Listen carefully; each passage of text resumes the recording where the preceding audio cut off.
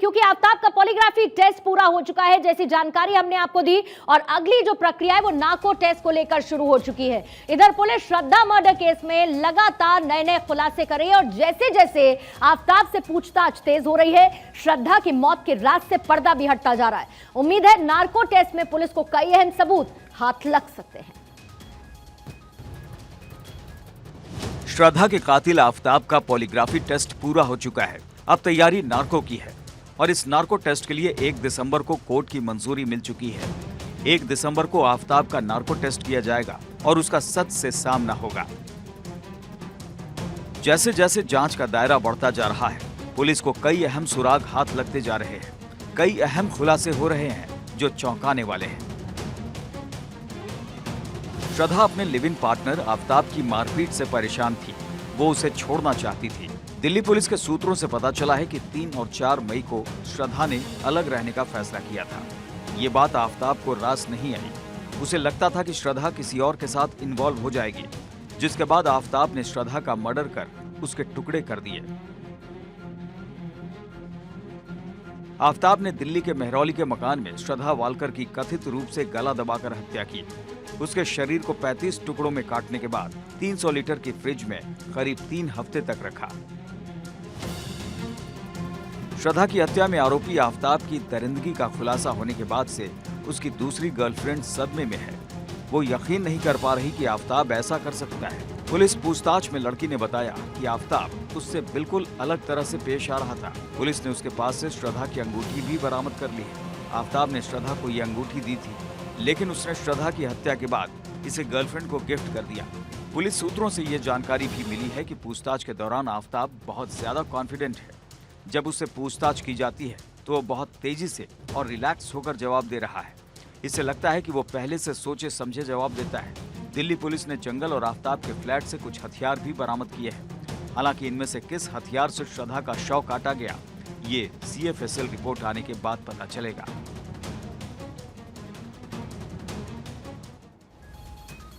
श्रद्धा murder case में रोज नए नए खुलासे हो रहे हैं, रोज नए नए अपडेट्स भी सामने आ रहे हैं। तो वंदे भारत के जरिए रोज आपको तमाम जानकारी हम दे रहे हैं। श्रद्धा मर्डर केस के डेवलपमेंट्स आपको बता रहे हैं। आइए एक बार फिर से आपको बता देते हैं कि कौन कौन सी अहम जानकारियां पुलिस टीम को हाथ लगी हैं। सबसे बड़ा अपडेट पहले तो यही है कि आफ्ताब का नार्को टेस्ट कराने की मंजूरी मिल चुकी है और 1 दिसंबर की तारीख तय है जब नार्को टेस्ट होगा बाबा साहेब अंबेडकर हॉस्पिटल में आफ्ताब का। पूछताछ के दौरान आफ्ताब बहुत कॉन्फिडेंट नजर आ रहा है। पुलिस ने गूगल पे, पेटीएम से आफ्ताब की जो पेमेंट डिटेल्स हैं जिनका वो इस्तेमाल करता था उसकी जानकारी भी मांगी है। इसके साथ जिस डेटिंग ऐप का यानी कि बम्बल का वो इस्तेमाल करता था, बाकी सोशल साइट्स हैं जैसे फेसबुक, इंस्टाग्राम के साथ साथ बाकी प्लेटफॉर्म, उसमें जो आफ्ताब के अकाउंट्स हैं उनकी भी डिटेल्स मांगी है। उन्हें भी खंगाल रहा है कि किस किस के संपर्क में आफ्ताब था, किससे बातचीत करता था। ये तमाम जानकारी पुलिस जुटाने की कोशिश कर रही है। पुलिस को गूगल ब्राउजिंग के कुछ ऐसे संदिग्ध लिंक भी मिले हैं जिन्हें आफ्ताब ने सर्च किया था और जाहिर बात है उसके आधार पर भी बहुत कुछ पुलिस फाइंड आउट करने की कोशिश कर रही है। दिल्ली के त्रिलोकपुरी मर्डर केस में पुलिस के हाथ एक नया सीसीटीवी फुटेज सामने आया है और यही है वो सीसीटीवी फुटेज जिसमें आरोपी मृतक के अंगों को डिस्पोज ऑफ करता हुआ नजर आ रहा है। वो देखिए कैसे उन अंगों को फेंक रहा है ये। और त्रिलोकपुरी मर्डर केस श्रद्धा हत्याकांड जैसा ही है जिसका खुलासा पुलिस ने सोमवार को किया था, जिसमें मां और बेटे ने मिलकर जून में अंजन दास की हत्या कर दी। शव के 10 टुकड़े करके फ्रिज में रखा और इसके बाद महीनों तक पांडव नगर इलाके में एक एक कर इन टुकड़ों को फेंका गया।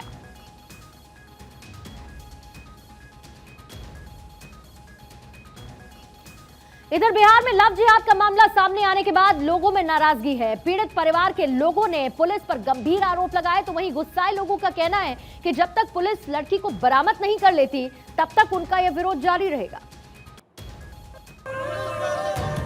बिहार के पूर्णिया के बनमनखी में लव जिहाद को लेकर तनाव का माहौल बना हुआ है। बताया जा रहा है कि मुस्लिम युवक हिंदू लड़की को लेकर फरार हो गया है और पुलिस अभी तक लड़की को सकुशल वापस नहीं ला सकी है। इसके चलते इलाके के लोगों में उबाल है। लड़की 24 नवंबर से गायब है और उसकी लोकेशन हैदराबाद में बताई जा रही है। लोगों का कहना है कि अगर पुलिस ने लड़की को बरामद नहीं किया तो बाजार को बंद कर चक्का जाम किया जाएगा। लड़की के माता पिता और भाई का कहना है कि पुलिस प्रशासन उनका सहयोग नहीं कर रहा। लड़की नाबालिग है। लड़की के पिता का कहना है कि 24 नवंबर को 7:30 बजे दुकान बंद कर घर आए तो पुत्री के अगवा होने का पता चला। पड़ोस के लोगों ने बताया कि उनकी बेटी को दूसरे समुदाय के युवक ने अगवा किया है। लड़की के पिता ने बनमनखी पुलिस पर आरोप लगाते हुए कहा कि पुलिस 2 दिनों से आरोपित और उसके परिजनों को गिरफ्तार कर थाना ले आती है और आधा एक घंटा बिठाकर फिर छोड़ देती है। दूसरी ओर पुलिस का कहना है कि लड़की की तलाश जोर शोर से की जा रही है और आरोपियों पर उचित कार्रवाई की जाएगी। भारत और आइए अब आपको सीधी तस्वीरें दिखाएंगे। दूसरे चरण के चुनाव प्रचार के लिए इस वक्त अहमदाबाद में मौजूद हैं अमित शाह। नहीं तो मारे कहवानी जरूर नहीं ने ए एमनी वोट बैंक थी बीता था। नरेंद्र भाई ने तमे बीजी बार वड़ा प्रधान बनाया। एक दिवस सवाરના પોરમાં जय श्री राम करीने भूमि पूजन करवानो कार्यक्रम करी।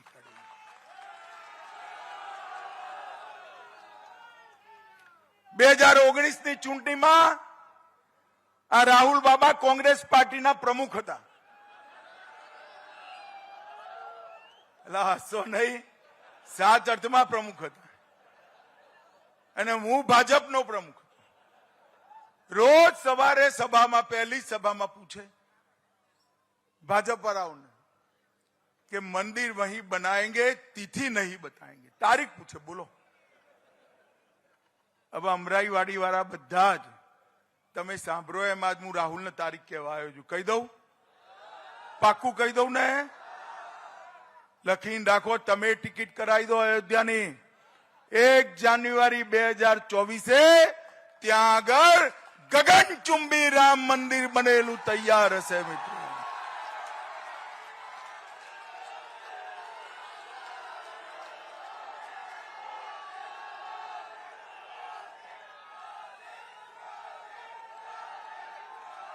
मित्रों खाली राम मंदिर नहीं,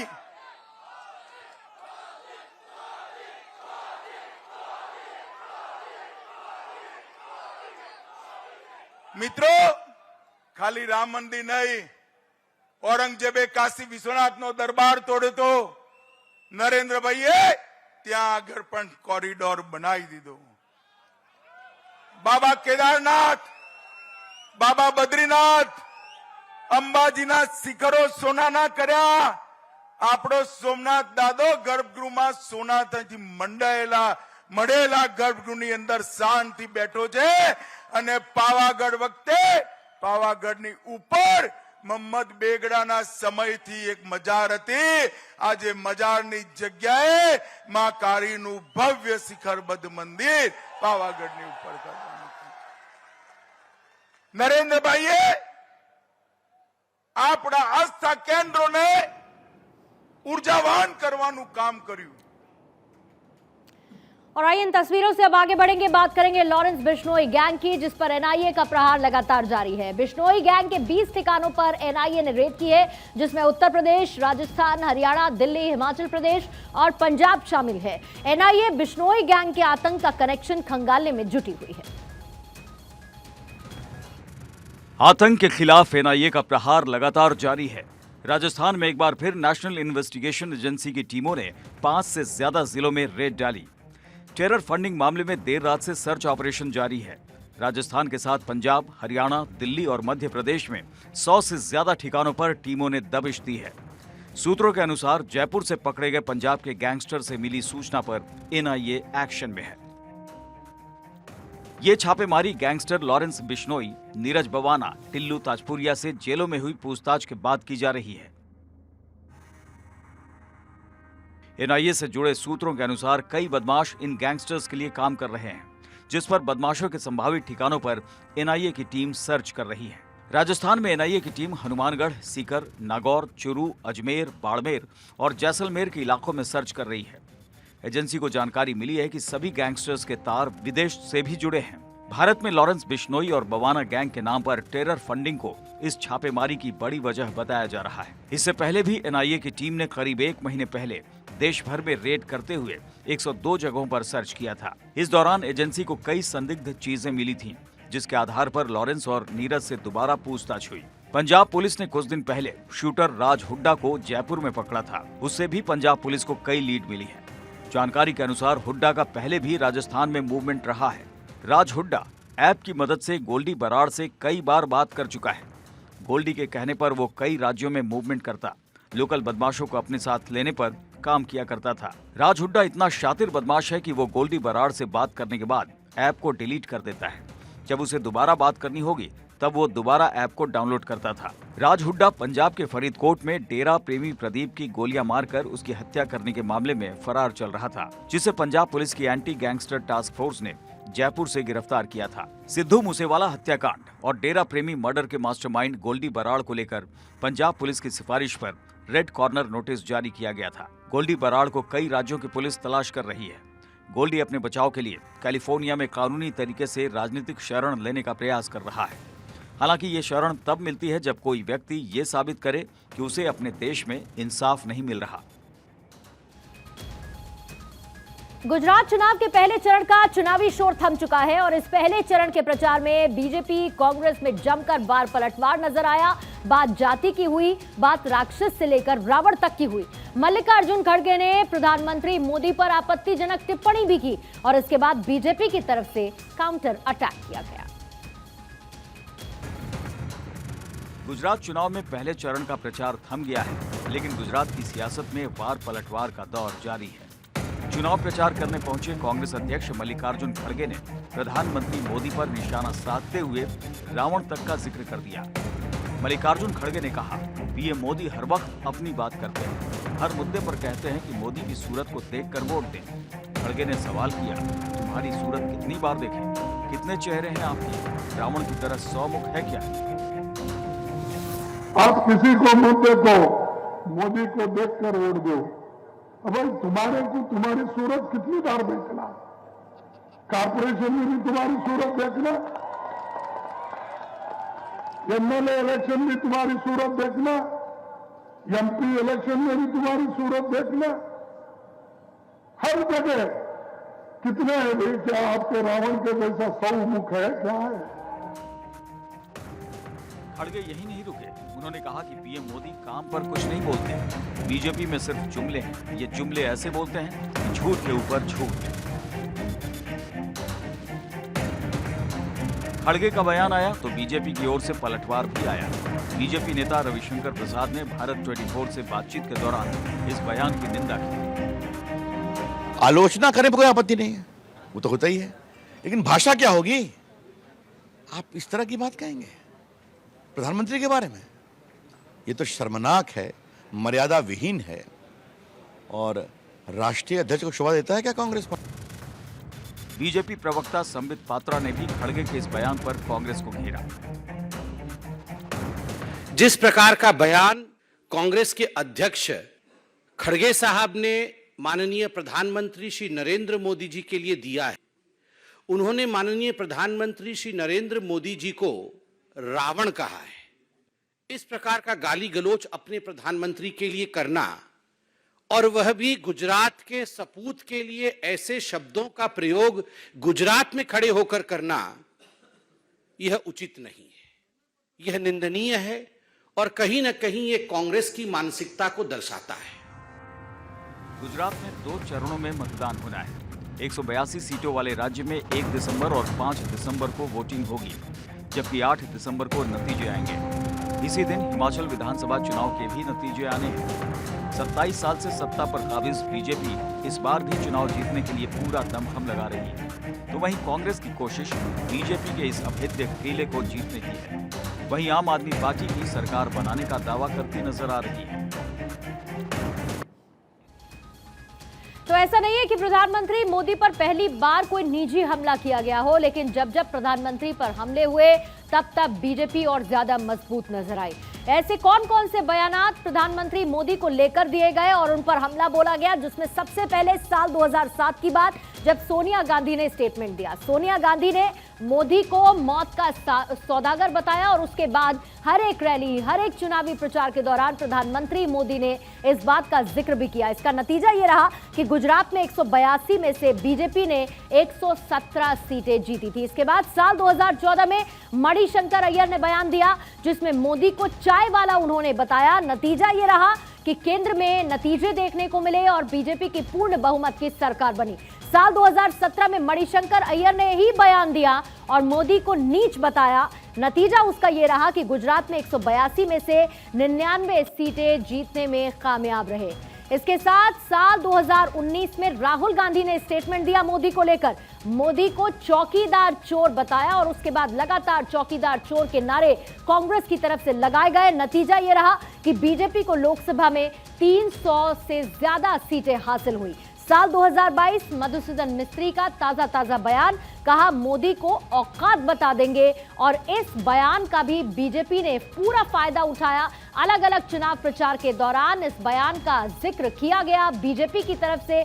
नतीजा एक बार फिर से इस बात की उम्मीद जताई जा रही है कि इस तरीके के बयानात बीजेपी को एक बार फिर से मजबूत करते हुए नजर आएंगे। वहीं दूसरी तरफ कांग्रेस की भारत जोड़ो यात्रा जारी है, जो इस वक्त मध्य प्रदेश में है। उज्जैन में आज राहुल गांधी ने बाबा महाकाल के दर्शन पूजन किए और शाम को कमलनाथ और बच्चों के साथ राहुल के डांस का ये वीडियो सामने आया। दोनों ही तस्वीरें आपके सामने हैं, जिसमें आप देखिए बच्चों के साथ किस तरीके से कमलनाथ और राहुल गांधी डांस करते नजर आए। उससे पहले की तस्वीर जब महाकाल के दर्शन लेने के लिए पहुंचे राहुल गांधी और पूजा अर्चना संपन्न।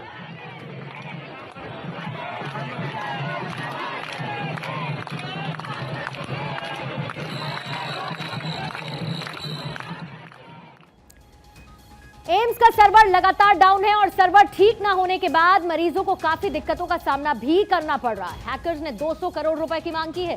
हालांकि पुलिस ने इस बात से इनकार कर दिया है। इस मामले को लेकर इस वक्त की बड़ी अपडेट यह है कि गृह मंत्रालय की एक उच्च स्तरीय बैठक हुई है, जिसमें आईबी, एनआईए के तमाम अधिकारी मौजूद रहे। इसके साथ ही एम्स के भी बड़े अधिकारी इस बैठक में शामिल। देश के सबसे बड़े सरकारी अस्पताल का सर्वर मंगलवार को 7वें दिन भी ठप रहा। मैन्युअली तरीके से काम होने से मरीजों को काफी दिक्कतों का सामना करना पड़ रहा है। सूत्रों से मिली जानकारी के मुताबिक एम्स के सर्वर को हैक कर लिया गया और हैकर्स ने संस्थान से क्रिप्टो करेंसी में 200 करोड़ रुपए की मांग की थी। हालांकि दिल्ली पुलिस ने 200 करोड़ रुपए की मांग करने वाली बात से साफ इनकार किया। फिलहाल इस मामले की जांच एनआईए को सौंपी गई है। अब जानकारी मिल रही है कि एनआईए इस हैकिंग मामले की जांच आतंकी एंगल से करेगी। एम्स का सर्वर बुधवार यानी 23 नवंबर को रैंसमवेयर अटैक करके हैक कर लिया गया था। इससे अस्पताल की सेवाएं बुरी तरह से प्रभावित रहीं। अस्पताल की ओपीडी और आईपीडी में आने वाले मरीजों को इलाज कराने में भी काफी दिक्कत हो रही है। सर्वर ठप होने के कारण ऑनलाइन अपॉइंटमेंट लेने और टेली कंसल्टेशन जैसी डिजिटल सेवाएं भी प्रभावित रहीं। हालांकि इन सभी सेवाओं को मैनुअल तौर पर चलाया जा रहा है। नेटवर्क की पूरी तरह से सफाई करने में 5 दिन और लगने की संभावना है। इसके बाद ई हॉस्पिटल सेवाएं शुरू की जा सकती हैं। ओपीडी, इमरजेंसी, इन पेशेंट लेबोरेटरी आदि सेवाओं को मैनुअल मोड पर ही जारी रखा जा रहा है। तो सवाल यही है कि एम्स के डेटा पर आखिर नजर किसकी है। सिलसिलेवार तरीके से आइए आपको बता देते हैं कि आखिर कब क्या कुछ हुआ, क्या डेवलपमेंट्स इस साइबर अटैक को लेकर देखने को मिले, जिसकी शुरुआत 23 नवंबर सुबह 7 बजे से हुई कि अचानक से एम्स का सर्वर डाउन हो गया।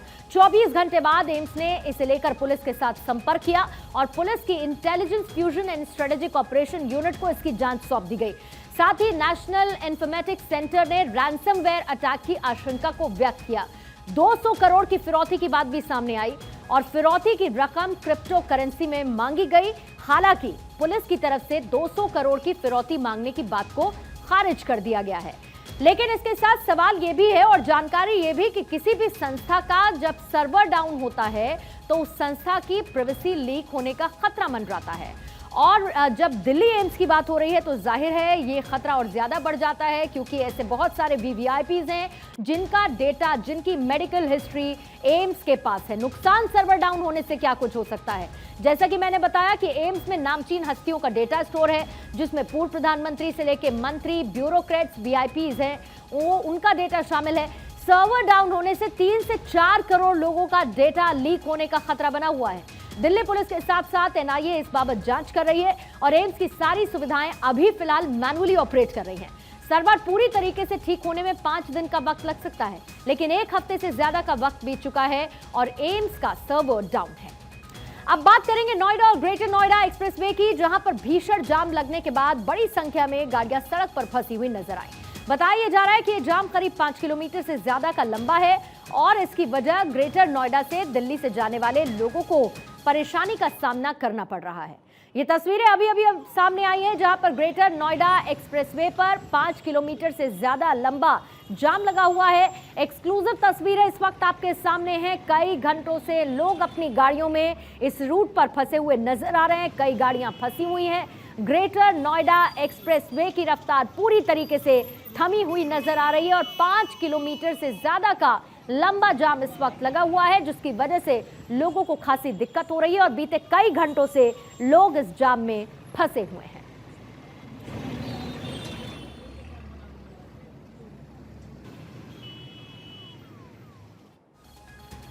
पाकिस्तान बॉर्डर पर अपनी हरकतों से बाज नहीं आ रहा है। भारत की सीमा पर लगातार आतंकियों और ड्रोन से घुसपैठ की कोशिश भी हो रही है। अमृतसर में ऐसे ही एक ड्रोन को बीएसएफ ने मार गिराया।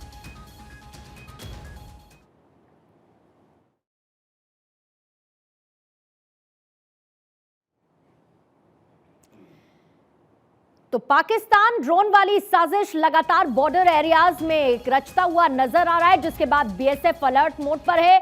अब इन ड्रोन्स के जरिए चाहे हथियार हो चाहे ड्रग्स हो, इसकी सप्लाई करने का अंदेशा पाकिस्तान को लेकर लगातार जताया जा रहा है, जिसको लेकर बॉर्डर फोर्सेस एक्टिव नजर आ रही हैं और एक बार फिर से पाकिस्तान की हरकत सामने आई है। हालांकि अमृतसर में ऐसे ही एक ड्रोन को बीएसएफ ने मार गिराया है। लगातार आतंकियों और ड्रोन से घुसपैठ की कोशिश भी की जा रही है।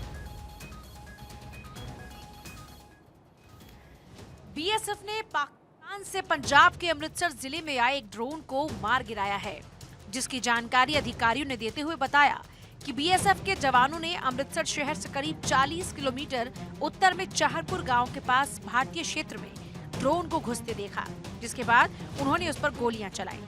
बीएसएफ की 136 बटालियन के जवानों ने रात में 100 गोलियों के अलावा रोशनी बम भी दागे। ऊंचाई ज्यादा न होने के कारण गोली लगने से ड्रोन जमीन पर गिर गया। 11 बजे के आसपास फायर हुआ और हमें ड्रोन की आवाज़ भी सुनाई दी। उसको ध्यान में रखते हुए हम और ज़्यादा अलर्ट हुए और उसको फॉलो करते हुए हम अपने जो हमारा पॉइंट था मेन, उससे थोड़ा सा आगे की तरफ गए तो हमें ऐसा लगा कि हमारे एरिया में भी ड्रोन का आवाज़ आ रहा है करके। तो हमारे जो हिट कमांडर थे वो भी हमारे साथ ही थे उस टाइम पे और हमने देखा कि जो ड्रोन की हाइट थी वो बहुत ही डाउन में आती जा रही थी, जिसको देख के हम लोगों ने उस पर ब्रस्ट फायर किया दोनों ने और हमारा लक था कि पे लगा और ड्रोन गिर गया। सेना के अधिकारियों के मुताबिक इलाके में सर्च अभियान चलाया गया, जिसमें 6 रोटार वाला मानव रहित हवाई वाहन आंशिक रूप से क्षतिग्रस्त स्थिति में मिला। उन्होंने बताया कि उसके नीचे सफेद रंग की एक पॉलिथीन में संदिग्ध सामग्री भी मिली है। ड्रोन में नशीले पदार्थ रखे होने का संदेह है। उसमें मिले सामान की जांच की जा रही है। हमारे सीनियर अधिकारियों ने इनके सुटेबल रिवॉर्ड के लिए जो है इनका नाम जो है हमने रिकमेंड कर दिया है। बाकी ऊपर के हमारे उच्च अधिकारी डिसाइड करेंगे और इनका नाम हमने भेजा हुआ है। ये जरूर मतलब कि सुटेबली रिवॉर्डेड हो जाएगी। बीएसएफ की सतर्कता की बदौलत ड्रोन को पकड़ने और तस्करी की कोशिश को नाकाम करने में एक बार फिर सफलता मिली है। तो पाकिस्तान की तरफ से रची जा रही साजिश थमने का नाम नहीं ले रही है। पाकिस्तान ने तालिबान आतंकियों का इस्तेमाल भारत में अशांति फैलाने के लिए किया, उन्हें बढ़ावा भी दिया और अब वही पाकिस्तान के लिए खतरा बने हैं। बात टीटीपी की हो रही है, जिसने पाकिस्तान सरकार के साथ युद्ध विराम को खत्म कर दिया है और अपने लड़ाकों को आदेश दिया कि वो पूरे पाकिस्तान में कहर बरपाएं। प्रतिबंधित तहरीक तालिबान पाकिस्तान ने जून के महीने में पाकिस्तान सरकार के साथ हुए अनिश्चितकालीन संघर्ष विराम को खत्म कर दिया है। तहरीक तालिबान पाकिस्तान, जिसे पाकिस्तान तालिबान या फिर टीटीपी के नाम से भी जाना जाता है, उसने पूरे पाकिस्तान में हमले करने का आदेश जारी कर दिया है। टीटीपी की ओर से कहा गया है कि खैबर पख्तूनख्वा प्रांत के बन्नू और लक्की मरबत क्षेत्रों में पाकिस्तानी सेना लगातार अटैक कर रही है, जिसे देखते हुए पाकिस्तान के साथ युद्ध विराम को खत्म करने का फैसला लिया गया है।